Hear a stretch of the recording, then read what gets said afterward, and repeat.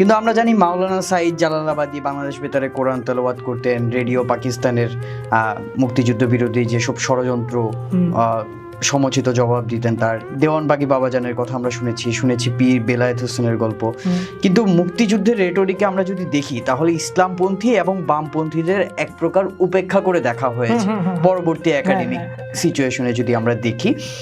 এবং এই যে মুক্তিযুদ্ধের সময়ে ইসলামপন্থী এবং বামপন্থীদের অভূতপূর্ব একটা মিলন এবং মুক্তিযুদ্ধ পরবর্তী সময়ে এদের যে বিভাজনটা তৈরি হলো, এই সিচুয়েশনটা আসলে কি কারণে? খুবই গুরুত্বপূর্ণ প্রশ্ন করছেন এখানে। আমি একটা খুব সলিড কথা আপনারা বলি যে বাংলাদেশের মুক্তিযুদ্ধ আসলে মুসলমানই করছে। মানে এই কথাটা বলা যে অনেকেই এই কথাটা বলে যে মুসলমানও যুদ্ধ করছে, না ভাই, মুসলমান যুদ্ধ করছে। আসলে একটা খুব সহজ ন্যারেশন যে আমরা যদি পাকিস্তান রাষ্ট্রের গঠনটা একটু বুঝি, দেখেন ভারতবর্ষের ভিতরে মাইনরিটি মুসলমানের রাষ্ট্রের সংগ্রাম বা আকাঙ্ক্ষা থেকেই পাকিস্তানের উদ্ভব। মুসলমান মাইনরিটি ও আসলে এই হিন্দুত্ববাদের ন্যারেশনের মধ্যে থাকবে না, ও নিজের মতো করে থাকতে চায়।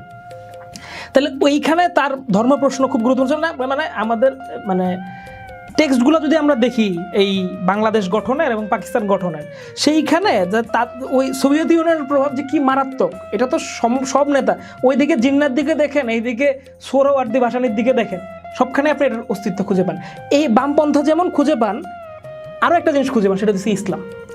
ধরেন আমরা যদি এখন একটা টালি খাতা করতে চাই যে মুক্তিযুদ্ধে ইসলামপন্থী দল, মুক্তিযুদ্ধ বিরোধী ইসলামপন্থী দল, আমার কাছে রিসেন্টলি এরকম একটা অ্যাসাইনমেন্ট আসছে একটা পত্রিকা থেকে যে কারা পক্ষে কারা বিপক্ষে ছিল। আচ্ছা, মুসলিম লীগ কি ইসলামপন্থী দল? পাকিস্তানের কনটেক্সে পাকিস্তান থেকে ইমার্জ হওয়া যত দল, সব দলের নামের সাথে মুসলিম আছে ভাই। তাহলে আপনি ওখানে ইসলাম পন্থা কিভাবে করছেন? আওয়ামী লীগ আওয়ামকে, তারপরে ভাসানীকে, প্রত্যেকটা পার্টির নামের সাথেই মুসলিম শব্দটা আছে। সো এইখানে ইসলাম ভিত্তিক দল বলতে আপনি আসলে কি বুঝতে চান?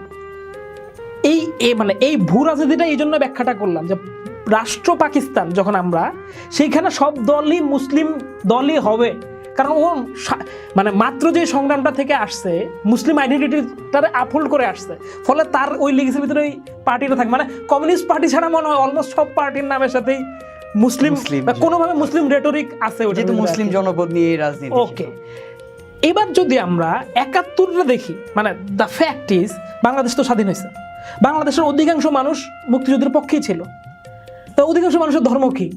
ইসলাম। ফলে আমরা যখন যে পীর দরগা খানকা শনাক্ত করতে চাই যে এই মুসলমান, এই লোকটা হচ্ছে ইসলাম মুক্তিযুদ্ধের পক্ষে ছিল, এই বিরুদ্ধে ছিল, বরং আপনি লিস্ট করলে দেখবেন হার্ডলি কয়েকটা পীর মাশায়েখি বিরুদ্ধে ছিল, অলমোস্ট সবাই মুক্তিযোদ্ধাদেরকে ব্যাপকভাবে সাপোর্ট দিচ্ছে। যেটা আপনি বললেন যে দেওয়ানবাগী হুজুর তো মানে এমনভাবে সংগ্রামী যুদ্ধ করছেন, ৭-৮টা বড় বড় অপারেশনের সাথে উনি যুক্ত ছিলেন, এবং ওনাকে যুদ্ধ অবস্থায় ওনাকে কমিশন দেওয়ার কথা বলেছিলেন, কিন্তু উনি তো পীর মানুষ, উনি ওই লাইনে যান নাই। এরকম সম্মুখ যুদ্ধে সরাসরি অংশগ্রহণ তো আছেই। আমরা যদি মাইজবান্ডার দরবারে দেখি, ৭১ সালে ও প্রায় পুরাটা সময় ও ওখানে পতাকা উড়ে রাখতো। একবার চিন্তা করেন যে মাইজবান্ডার দরবার কিন্তু চট্টগ্রাম এলাকার খুবই প্রমিনেন্ট, বলা হয় কোটির উপরে ভক্ত আছে কোনো না কোনোভাবে মাইজবান্ডারের ওদের ভিতরে 50টা তরিকা আছে চট্টগ্রাম, এখনো খুব শক্তিশালী। ওদের একাধিক জোটে, মানে বিএনপি পন্থী জোটেও মাইজবান্ডার আছে, আওয়ামী পন্থী জোটেও মাইজবান্ডার ছিল। Maijbhandar is like a big thing. তো মাইজবান্ডার বলতেছে যে কি যে পতাকা উড়াইতে হবে, তার মানে একটা কনসাস আছে এখানে, কোটি মানুষের কনসাস আছে এখানে। সুরেশ্বর বিরাট দরবার, এরকম দেখবেন আপনি সবাই অলমোস্ট আছে। এইটাকে ব্যবহার করে আমি এই একটা ছোট উদাহরণ দিয়ে এটা শেষ করবো। ধরেন জামাতে ইসলামী তো পাকিস্তান বিরোধী দল, এ বিষয়ে কোনো সন্দেহ নেই। তো দৈনিক সংগ্রাম পত্রিকায় বাংলাদেশের মোস্ট পীর মাশায়েখরা, এবং সেই সময় পীরদের প্রভাব ছিল অন্যরকম, তখন তো পেট্রোল ডলার ঢুকে নেয়, মুক্তিযুদ্ধের পক্ষে ছিল, তারা রক্ত দিছে।